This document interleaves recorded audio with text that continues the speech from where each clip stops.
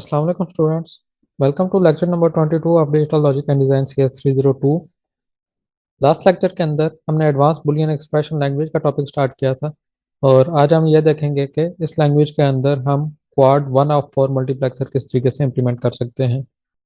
Multiplexer एक इस किस्म का सर्किट होता है जिसके अंदर मल्टीपल इनपुट्स होती हैं और सिंगल आउटपुट होती है। तो यहाँ पे इसके अंदर 4 इनपुट्स होंगी और सिंगल आउटपुट होगी और यहाँ पे लिखा हुआ है क्वाड 1 ऑफ 4 मल्टीप्लेक्सर, मतलब टोटल 4 मल्टीप्लेक्सर हैं।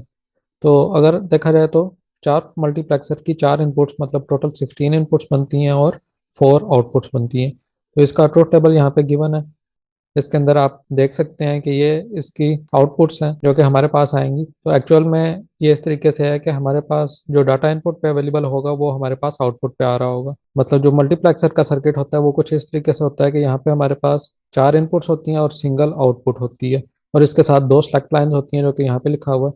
तो सेलेक्ट लाइन पे अगर हम 0 0 सेलेक्ट करेंगे तो ये वाला जो डाटा है ये हमारे पास आउटपुट पे अवेलेबल हो जाएगा। तो इस तरीके से ये ट्रुथ टेबल डिजाइन किया हुआ है कि इस तरह के 4 मल्टीप्लेक्सर हैं और इन पे अगर हम 0 0 सेलेक्ट करेंगे तो हमारे पास B0 वाली जो पिन है उस पे जो इनपुट आ रही है वो आउटपुट पे अवेलेबल हो जाएगी। और इस तरीके से जब हम 0 1 यहाँ पे करेंगे तो जो सेकंड इनपुट के ऊपर डाटा आ रहा होगा वो हमारे पास आउटपुट पे अवेलेबल हो जाएगा। और इस तरीके से 1 0 करने से हमारे पास जो नेक्स्ट पिन है जिसका नंबर यहाँ पे D2 C2 B2 और A2 है, ये डिपेंड करता है कि हम कौन सा मल्टीप्लेक्सर की बात कर रहे हैं। जिस तरीके से मैंने आपको बताया कि 4 मल्टीप्लेक्सर होंगे तो इस मल्टीप्लेक्सर को हम 1 कह देते हैं, तो इसके नीचे इस तरीके से 3 और मल्टीप्लेक्सर डिजाइन होंगे। तो अगर हमने 1 0 अप्लाई किया हुआ है तो इस D2 पिन पे मतलब इस मल्टीप्लेक्सर को हम कह देते हैं कि ये D है और इससे नीचे वाला C होगा, उससे नीचे B और उससे नीचे फिर A होगा।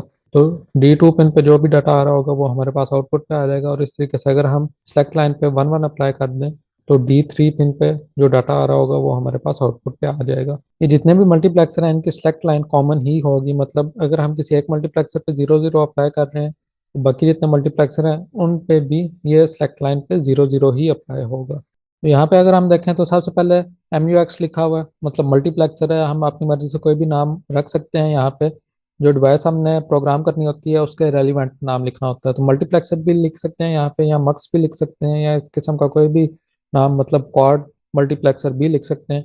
उसके बाद जो सेकंड वर्ड लिखा हुआ है डिवाइस का, ये रिजर्व की वर्ड है और इसमें एज इट इज आना होता है। उसके बाद जो नेक्स्ट लिखा हुआ है वो उस IC का नाम है जिसके ऊपर हमने इस मल्टीप्लेक्सर को इम्प्लीमेंट करना है। तो P20V8 इस IC का नाम है। इस IC के अंदर टोटल 22 पिन्स होती हैं। तो वो पिन्स यहाँ पे मेंशन की हुई हैं। इसके अंदर पिन 1 2 3 4 के जो नाम हैं वो होंगे A0 A1 A2 A3। इस तरीके से बाकी जो पिन्स हैं उनके नाम भी यहाँ पे मेंशन किए हुए हैं। आप यहाँ पे देख सकते हैं कि पिन्स जो हैं वो लिखी हुई हैं 1 से लेकर 23 तक, लेकिन इसमें अगर देखा जाए तो पिन नंबर 12 मिसिंग है। तो इस वजह से 1 से लेकर 23 तक लिखी हुई है, एक्चुअल में ये 22 पिन्स ही हैं। फिर उसके बाद इसकी इक्वेशन लिखी हुई है। ये इक्वेशन हमने लास्ट लेक्चर के अंदर भी देखी थी, दोबारा इसे हम देख लेते हैं। ये एक्चुअल में जो ऊपर ट्रुथ टेबल है उसी से देख के लिखी गई है। इसे आप देख सकते हैं A out is equal to not S1 and not S0। Not S1 का मतलब है कि S1 की वैल्यू भी 0 होगी और नॉट S0 का मतलब है कि S0 की वैल्यू भी 0 होगी।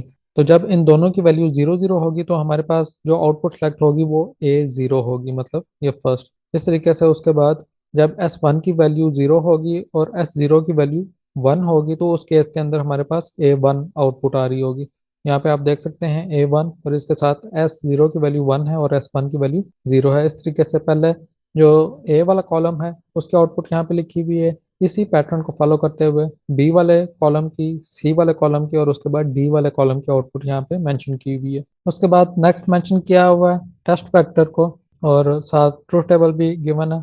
लास्ट लेक्चर में हमने देखा था कि टेस्ट वेक्टर और ट्रूथ टेबल तकरीबन सेम ही चीज़ होती है। तो एक्चुअल में अगर यहाँ पे देखा जाए तो हमारे पास ये ट्रूथ टेबल है, ये बहुत लेंथी बनता है क्योंकि इसके अंदर जो इनपुट्स हैं, नंबर ऑफ इनपुट्स 18 है। A की 4 पिंस हैं, इस तरीके से B की 4 पिंस, C की 4 पिंस, D की 4 पिंस और इसके साथ S की 2 पिंस हैं। तो टोटल ये 18 पिंस बनती हैं। तो टोटल जो हमारे पास ट्रूथ टेबल होगा वो 2 रेज़ पावर 18, काफ़ी बड़ा ट्रूथ टेबल बनता है जिसमें से कुछ एंट्रीज यहाँ पे मेंशन की हुई हैं समझाने के लिए कि ये ट्रूथ टेबल किस तरीके से होगा। तो यहाँ पे सबसे पहले जो 2 नंबर मेंशन किए हुए हैं ये S के हैं। फिर उसके बाद जो 4 पिंस हैं ये A की हैं, नेक्स्ट 4 पिंस B की हैं, नेक्स्ट 4 पिंस C की हैं और उससे नेक्स्ट 4 पिंस D की हैं। उसके बाद जो आउटपुट वाली पिंस हैं वो यहाँ पे मेंशन की हुई हैं। और ये ट्रूथ टेबल इस तरीके से है कि जब एस की वैल्यू 0 और 0 होगी तो हमारे पास एक्चुअल में A0 वाली पिन सेलेक्ट होती है।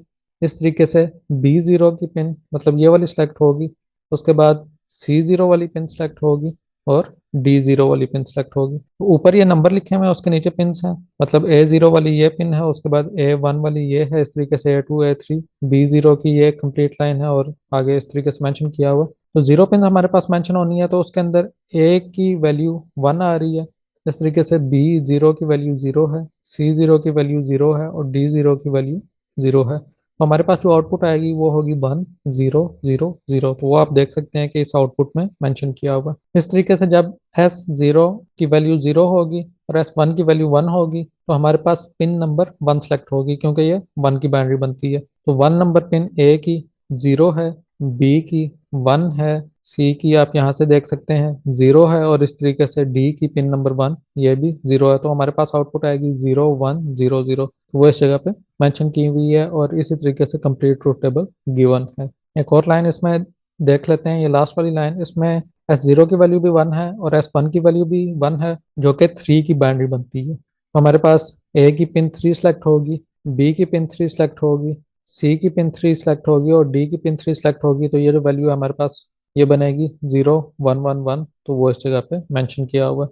तो इस तरीके से एबल लैंग्वेज के अंदर कंप्लीट ट्रूथ टेबल को हम इम्प्लीमेंट करेंगे।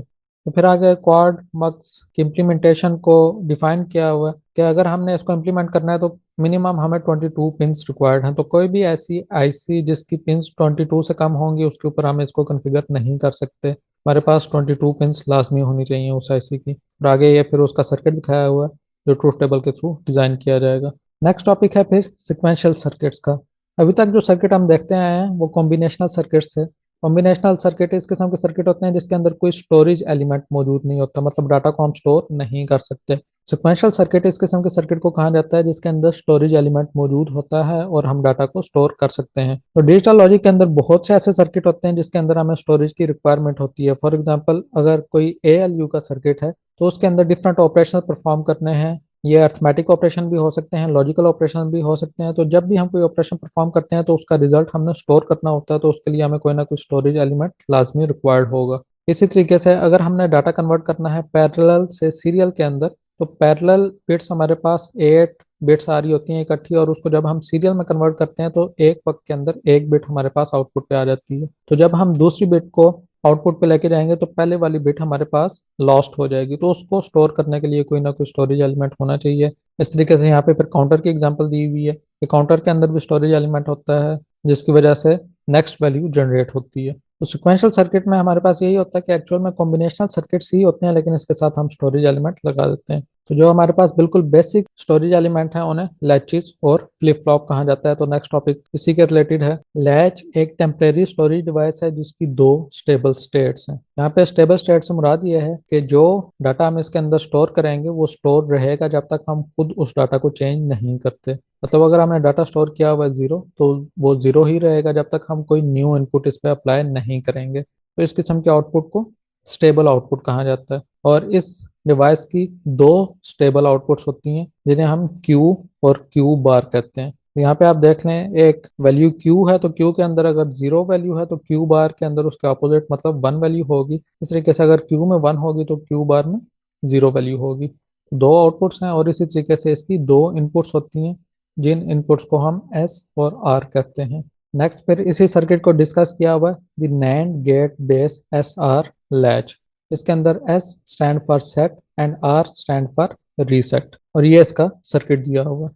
ये जो सर्किट है ये active low S R latch का है। तो इसमें आप देख सकते हैं कि एस के ऊपर भी बार है और आर के ऊपर भी बार है और इसकी दो इनपुट्स हैं। और अगर दो इनपुट्स हों तो हमारे पास टोटल 4 कॉम्बिनेशन जनरेट हो सकते हैं। वो हैं 0 0 0 1 1 0 और 1 1। तो इन चारों कॉम्बिनेशंस को हम इस पे चेक करेंगे कि हमारे पास क्या आउटपुट आती है। तो इसमें हम लास्ट वाले से स्टार्ट करते हैं। तो एस बार इनपुट पे हम 1 अप्लाई करेंगे और आर बार इनपुट पे हम 1 अप्लाई करेंगे। और इसमें हम कंसिडर कर लेते हैं कि जो क्यू आउटपुट है वो इस वक्त 1 है और क्यू बार जो है वो 0 है। जो भी हमारे पास क्यू आउटपुट पे होगा उसके अपोजिट क्यू बार पे होगा। तो अगर क्यू बार पे 0 है तो आप देख सकते हैं कि इस गेट की जो आउटपुट है वो इस एंड गेट की दूसरी इनपुट से कनेक्ट है। इसका मतलब है कि यहाँ पे इस वक्त 0 अप्लाई हो रहा है। इस एंड गेट की एक इनपुट 1 है एक 0 है, मतलब एंड गेट की आउटपुट 0 होगी और उसके बाद इस बबल की वजह से यहाँ पे आउटपुट आ जाएगी 1। और ये जो 1 है ये इस जगह पे भी अप्लाई हो रहा है, तो इस एंड गेट की दोनों इनपुट्स 1 है और इस नैंड गेट की वजह से यहाँ पे आउटपुट हो जाएगी 0। तो अगर इसकी आउटपुट पहले से 1 0 होगी और इस पे हम 1 1 अप्लाई करें तो आउटपुट 1 0 ही रहेगी। अब दूसरा सिनेरियो हम चेक कर लेते हैं कि ये इनपुट हमने अप्लाई किया और पहले सर्किट की जो आउटपुट थी वो कुछ इस तरीके से थी कि क्यू आउटपुट हमारे पास 0 थी और क्यू बार 1 थी। तो इस केस के अंदर ये वाला 1 यहाँ पे अप्लाई हो रहा है और ये 0 यहाँ पे अप्लाई हो रहा है। इस नैंड गेट की आउटपुट हमारे पास 0 आ जाएगी और 0 पहले ही यहाँ पे अप्लाई हो रहा था और इस नैंड गेट की आउटपुट हमारे पास 1 आ जाएगी। हमारे पास सेम आउटपुट मेंटेन रहेगी। इसका मतलब है कि जब हम इस लैच पे दोनों इनपुट्स 1 और 1 अप्लाई करेंगे तो हमारे पास जो आउटपुट है वही आउटपुट यहाँ पे मेंटेन रहेगी, उसके अंदर कोई चेंज नहीं होगा। तो इन केस ऑफ 1 1 हमारे पास इस आउटपुट के अंदर नो चेंज होगा। अब ये दूसरी वाली इनपुट अप्लाई करके चेक करते हैं। इसके अंदर एस बार 1 है और आर बार 0 है और हम दोनों सिनेरियो डिस्कस करेंगे। मतलब पहले हम कंसिडर करते हैं कि क्यू 1 है और क्यू बार 0 है। अगर क्यू बार 0 है तो उसका मतलब है यहाँ पे 0 अप्लाई हो रहा है। तो इस केस के अंदर इस नैंड गेट की आउटपुट 1 आएगी जो कि पहले से यहाँ पे 1 लिखा हुआ है और ये 1 यहाँ पे अप्लाई होगा और इस एंड गेट की जो आउटपुट है वो 0 होगी। नैंड गेट की वजह से यहाँ पे 1 हो जाएगा, तो ये जो 0 था इसलिए यहाँ पे 1 आ जाएगा और ये 1 यहाँ पे दोबारा से अप्लाई हो जाएगा और फिर इस एंड गेट की आउटपुट 1 होगी और इस नॉट गेट की वजह से यहाँ पे 0 हो जाएगी और ये 0 यहाँ पे अप्लाई हो जाएगा और फिर उसके बाद दोबारा से इसकी आउटपुट 0 होगी और 1 होगा और दोबारा से 1 यहाँ पे अप्लाई हो रहा है। तो जब इस तरीके से आ जाए कि जो आउटपुट हमारे पास यहाँ पे है वही दोबारा से अप्लाई हो रही हो तो उस टाइम पे हमने सर्किट को स्टॉप कर देना है। तो यहाँ पे जो हमारे पास आउटपुट आई है वो ये आई है कि हमारे पास Q जो है वो 0 हो गया और Q बार हमारे पास 1 हो गया। तो ये हमने फर्स्ट सिनेरियो डिस्कस किया था जिसके अंदर जो पहले आउटपुट थी वो Q की 1 थी और Q बार की 0 थी। अब सेकंड सिनेरियो डिस्कस कर लेते हैं।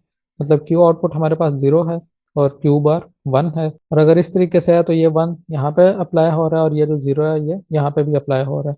तो इस एंड गेट की आउटपुट 1 होगी, नॉट गेट की वजह से 0 हो जाएगी। तो पहले से ही यहाँ पे 0 है वो 0 यहाँ पे अप्लाई हो रहा है, तो इस एंड गेट की आउटपुट 0 होगी और नॉट गेट की वजह से इसका आउटपुट 1 हो जाएगी। तो सेम आउटपुट हमारे पास मेंटेन रहेगी, यही 1 दोबारा से यहाँ पे अप्लाई हो रहा है। तो इसका मतलब है कि जब हम इसकी इनपुट पे 1 और 0 अप्लाई करेंगे तो हमारे पास आउटपुट 0 1 आएगी। यहाँ पे मैं लिख देता हूँ इनपुट 1 0 है और इसके अगेंस्ट जो हमारे पास Q की आउटपुट है वो 0 आ रही है और Q बार की जो आउटपुट है वो 1 आ रही है। अब उसके बाद नेक्स्ट इनपुट को हम डिस्कस कर लेते हैं। मतलब S बार को अगर हम 0 कर दें और जो R बार है उसकी जगह पे हम 1 लिखेंगे और हम ये कंसिडर करते हैं कि Q आउटपुट हमारे पास पहले 1 है और Q बार 0 है, तो ये 0 इस जगह पे अप्लाई हो रहा है। इस एंड गेट की आउटपुट 0 और नॉट गेट की वजह से 1 हो जाएगी, 1 यहाँ पे अप्लाई हो रहा है। इस एंड गेट की आउटपुट 1 और ये जो आगे बबल लगा हुआ है इसकी वजह से 0 हो जाएगी, ये 0 दोबारा से यहाँ पे अप्लाई हो रहा है। तो इसका मतलब है जब 0 1 होगा तो हमारे पास आउटपुट Q की 1 होगी और Q बार की 0 होगी। तो ये तो हो गया हमारे पास फर्स्ट सिनेरियो।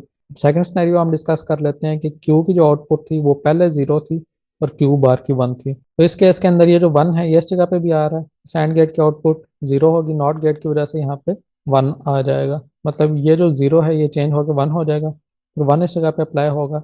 इस एंड गेट की आउटपुट 1 हो जाएगी, नॉट गेट की वजह से 0 हो जाएगी, तो ये भी चेंजिंग होगी है। जब चेंजिंग होगी तो यहाँ पे फिर हम 0 को अप्लाई करेंगे। इस एंड गेट के आउटपुट 0 और फिर उसके बाद 1, मतलब अब उसके बाद सर्किट दोबारा रिपीट हो रहा है। मतलब ये वाली आउटपुट जो है ये मेंटेन रहेगी। इसका मतलब है जब हमने यहाँ पे इनपुट अप्लाई की 0 और 1 तो हमारे पास आउटपुट आ गई Q की 1 और Q बार की 0। और उसके बाद ये लास्ट नाइट जो है इसके अंदर S बार भी हमारे पास 0 है और R बार भी 0 है और हम कंसिडर करते हैं कि Q आउटपुट हमारे पास पहले 0 थी और Q बार 1 थी, मतलब यहाँ पे 1 आ रहा है। तो इस AND गेट की आउटपुट हमारे पास 0 होगी, नॉट गेट की वजह से 1 हो जाएगी चेंज हो गया और ये जो 1 है ये इस जगह पे अप्लाई हो रहा है। यहाँ पे इस AND गेट की आउटपुट 0 होगी और नॉट गेट की वजह से 1 हो जाएगी और ये 1 दोबारा से यहाँ पे अप्लाई हो रहा है, तो यही सीन यहाँ पे चलता रहेगा। अब इसके अंदर एक इशू ये आ रहा है कि हमारे पास जो Q आउटपुट है वो भी 1 आ रही है और Q बार आउटपुट भी 1 आ रही है। तो ऐसा नहीं हो सकता कि एक वेरिएबल है उसकी वैल्यू 1 है, मतलब A की वैल्यू 1 है तो A बार की वैल्यू भी 1 हो, ऐसा पॉसिबल नहीं है। अगर A की वैल्यू 1 है तो A बार की 0 होनी चाहिए, या अगर A की वैल्यू 0 है तो A बार की वैल्यू 1 होनी चाहिए, जबकि यहाँ पे Q और Q बार दोनों की सेम वैल्यू आ रही है। तो इसका मतलब है कि ये जो 0 और 0 इनपुट है ये हम अप्लाई नहीं कर सकते इसके ऊपर, तो ऐसी इनपुट अलाउ नहीं है। ये जो कंप्लीट सर्किट हमने डिस्कस किया है, इसको याद रखने का आसान तरीका आपको बता देता हूँ। अगर हम एस के ऊपर 0 अप्लाई करेंगे और आर पे 1 अप्लाई करेंगे तो सर्किट सेट हो जाएगा, क्योंकि एक्टिव लो इनपुट है तो एस 0 अप्लाई करने से सर्किट सेट होगा। सेट होने से मुराद ये है कि जो क्यू आउटपुट है हमारे पास वो 1 हो जाएगी और क्यू बार हमारे पास 0 हो जाएगी। इस तरीके से अगर हम आर पे 0 अप्लाई कर देंगे और एस पे 1 अप्लाई करेंगे तो ये सर्किट रीसेट हो जाएगा। रीसेट होने से मुराद ये है जो हमारे पास क्यू आउटपुट है वो 0 हो जाएगी और क्यू बार जो आउटपुट है हमारे पास वो 1 हो जाएगी। मतलब अगर क्यू 0 हो तो हम इसे कहते हैं कि सर्किट रीसेट है, और अगर क्यू 1 हो तो हम कहते हैं कि सर्किट सेट है। और इस तरीके से इन दोनों पे अगर हम 1 और 1 अप्लाई कर दें तो ये जो दोनों इनपुट्स हैं ये एक्टिव होती हैं 0 से, क्योंकि एक्टिव लो इनपुट हैं। तो इसका मतलब है कि ये इनपुट एक्टिव ही नहीं होंगी, तो इस सर्किट के अंदर कोई भी चेंजिंग नहीं आएगी। और अगर इन दोनों पे हम 0 और 0 अप्लाई कर दें तो एक ही वक्त के अंदर सर्किट सेट भी होगा और एक ही वक्त के अंदर सर्किट रीसेट भी होगा। मतलब जो दोनों आउटपुट्स हैं हमारे पास वो 1 और 1 आ रही होंगी, तो इस वजह से 0 और 0 अलाउ नहीं है इस पे अप्लाई करना। तो यही चीज़ जो मैंने अभी आपको इस सर्किट के थ्रू बताई है ये आगे मेंशन की हुई है कि इनपुट पे अगर हम 0 0 अप्लाई करें तब क्या होता है, 0 1 के केस में क्या होगा, 1 0 के केस में क्या होगा, और फिर उसके बाद 1 1 के केस में क्या होगा। और ये वही वाला ट्रुथ टेबल जो अभी हमने बनाया था यहाँ पे मेंशन किया हुआ है। 0 0 इनवैलिड इनपुट है, या आप कह सकते हैं कि ये नॉट अलाउड है। 0 1 के केस में क्यू आउटपुट हमारे पास 1 आ जाएगी और क्यू बार 0 हो जाएगी। 1 0 के केस में क्यू आउटपुट हमारे पास 0 हो जाएगी और क्यू बार 1 हो जाएगी। और 1 और 1 के केस में जो आउटपुट है वो मेंटेन रहेगी। उसके बाद जो नेक्स्ट सर्किट यहाँ पे शो किया हुआ है वो active high S R latch, जो अभी हमने देखा था वो active low S R latch का था। तो इसका ट्रुथ टेबल चेंज होगा। इसमें यह है कि अगर हम आर पे 1 अप्लाई करेंगे और एस पे 0 अप्लाई करेंगे तो सर्किट रीसेट हो जाएगा। और रीसेट होने से मुराद ये है कि क्यू हमारे पास 0 हो जाएगा और क्यू बार 1 हो जाएगा। इस तरीके से अगर हम आर पे 0 अप्लाई करें और एस पे 1 अप्लाई करें तो ये सर्किट सेट हो जाएगा, क्योंकि एक्टिव हाई है 1 अप्लाई करने से सेट होगा। और सेट होने से मुराद ये है कि क्यू आउटपुट हमारे पास 1 आ जाएगी और क्यू बार 0 आ जाएगी। और अगर इन दोनों पे हम 0 और 0 अप्लाई कर दें तो ये सर्किट चूंकि एक्टिव होता है 1 से, तो ये सर्किट एक्टिव ही नहीं होगा। तो इस केस के अंदर जो भी प्रीवियस आउटपुट थी हमारे पास वही मेंटेन रहेगी। और अगर हम दोनों के ऊपर 1 और 1 अप्लाई कर दें तो ये इनवैलिड आउटपुट होगी, क्योंकि एक ही वक्त के अंदर ये सर्किट सेट और रीसेट दोनों नहीं हो सकता। बाकी ये सर्किट चेक करने का वही तरीका होगा जो अभी थोड़ी देर पहले हमने active low S R latch के केस में देखा है। इसके अंदर भी वही चीज़ें फिर आगे मेंशन की हुई है कि 0 0 के केस में क्या होगा, 0 1 के केस में क्या होगा, 1 1 के केस में क्या होगा, और 1 0 के केस में क्या होगा। और फिर इसका ट्रूथ टेबल मेंशन किया हुआ है जो अभी आपको मैंने समझा दिया। ऊपर कंप्लीट सर्किट शो किया हुआ है, जबकि इस जगह पे सिर्फ इसकी ब्लॉक डायग्राम शो की हुई है। ब्लॉक डायग्राम के अंदर फुल डिटेल नहीं होती, बल्कि डिटेल को छुपा दिया जाता है और उसकी जगह पे एक बॉक्स बना दिया जाता है। तो एस आर लैच की हमेशा दो इनपुट्स होंगी, दो आउटपुट होंगी। जो फर्स्ट है ये active high input S R latch show की हुई है, और जो सेकंड है ये active low input S R latch show की हुई है। इसमें आप देख सकते हैं कि एस और आर वाली इनपुट के ऊपर बबल मौजूद है। उससे नेक्स्ट फिर इसकी टाइमिंग डायग्राम डिस्कस की हुई है। जो ये फर्स्ट वाली टाइमिंग डायग्राम है ये active low S R latch की है। तो जब हम एस पे 0 अप्लाई करेंगे तो ये सर्किट सेट हो जाएगा, मतलब कि आउटपुट 1 आ जाएगी। जब हम आर पे 0 अप्लाई करेंगे, एस पे 1 अप्लाई करेंगे तो ये सर्किट रीसेट हो जाएगा, मतलब क्यू आउटपुट 0 हो जाएगी। और इसी चीज़ को आगे कंप्लीट मेंशन किया हुआ है। इसके बाद जो सेकंड डायग्राम शो की हुई है वो active high S R latch की शो की हुई है। इस टाइमिंग डायग्राम में जब हम एस पे 1 अप्लाई करेंगे, आर पे 0 अप्लाई करेंगे तो सर्किट सेट हो जाएगा। और आर पे जब हम 1 अप्लाई करेंगे, एस पे 0 अप्लाई करेंगे तो सर्किट रीसेट हो जाएगा, मतलब क्यू आउटपुट जो है वो 0 हो जाएगी। तो इस टाइमिंग डायग्राम के साथ हमारा आज का लेक्चर एंड होता है। इस लेक्चर में आपको कोई भी कंफ्यूजन हो तो आप कमेंट सेक्शन के अंदर पूछ सकते हैं। और अगर आप इस चैनल पर न्यू हैं तो इस चैनल को सब्सक्राइब कर दें और इस वीडियो को लाइक एंड शेयर कर दें। मिलेंगे इंशाल्लाह नेक्स्ट वीडियो में। अपना ख्याल रखिएगा। अल्लाह हाफिज़।